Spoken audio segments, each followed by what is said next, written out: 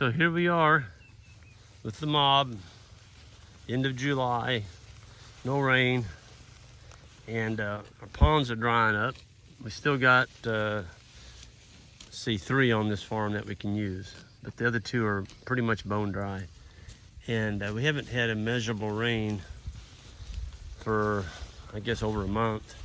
And we just didn't get our spring flush rain. We normally get rains in, February, March, and April, and we didn't get any. We've got 3/10. 3/10 of an inch. Look at those cattle, those calves. They're eating on that honey locust. That is the honey locust thorn tree. They're eating them things like popsicles.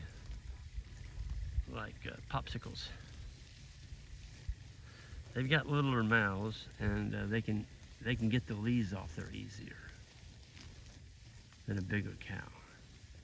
I mean, that calf is grazing that thing almost like a sheep. Tasty.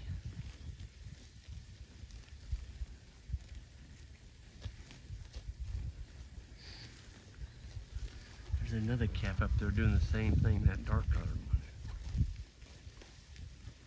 We noticed that the young ones go after the sprouts and the weeds more than the cows do.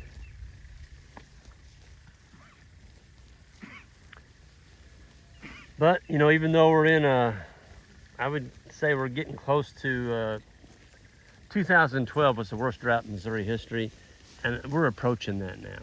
I mean, it's still July. We got all of August to go yet, and if we don't get a rain in August, we will definitely be on 2012 levels, or maybe even worse. But it is what it is, and droughts are normal, and you got to learn to manage for them. And that's what we're doing. That's why we're selling off animals. We've combined our herds into one, and making sure we're leaving good residual so that when the rains do recover and come back, this farm will explode. Folks, that's what we left behind over there. You can see there's a good residual. The ground's covered, and if we get a rain, that's going to come springing back. You take it off to a putting green, and you get a rain, you don't capture any of the rain, it just runs off. You can tell it's dry out here, but another thing you want to keep in mind is this forage is a lot more nutrient dense. The drier it is, the easier it is for you to get good animal performance, because the cows just don't require as much, and what they do eat is just packed full of intense nutrients. It resembles more like western type grasses. Well, this is a nice young bull. What's your number? 173. Well, he is a chunk. All grass.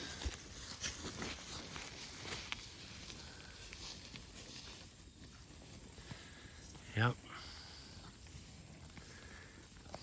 Got a lot of neighbors unrolling hay already.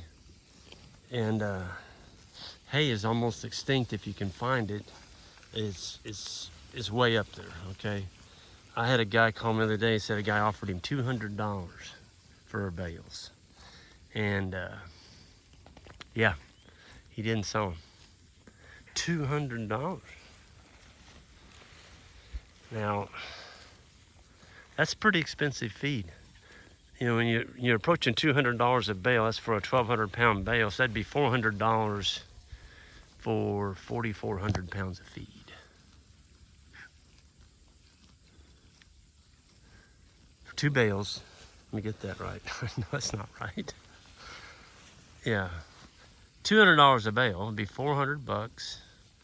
A ton, of course, is 2,000. These are 1,200. So yeah, 2 bales, you would have 2,400 pounds of feed, and it would cost you $400. Whew. That would be an expensive winter if you had to, if you had to do that. So it's always better to sell off some animals, which is exactly what we're doing. And the old the little voice in the back of your mind is going, but Greg, what if it rains? What if it rains? What if it rains? Well, if it does, we're going to end up with some extra grass. And we always can get more cattle. You can't grow more grass when you're in a drought. So you have to manage for what you have, okay? Plan for what you want, but manage with what you have. And we know exactly how much feed we have in front of us because they're not on at all. That's the thing about the Columbus method, where everybody turns them out and discovers them.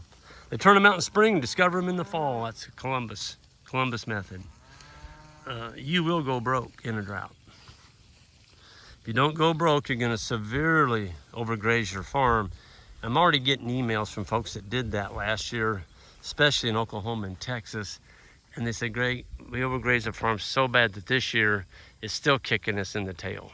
We don't have any grass. Well, that's what happens. When you overgraze and don't destock a little, cut some of your stocking numbers, reduce them. It's going to burn you the next year because you took your whole farm down to nothing. And it's all about residual, folks. The residual. What's residual? Well, it's this. Leaving some behind.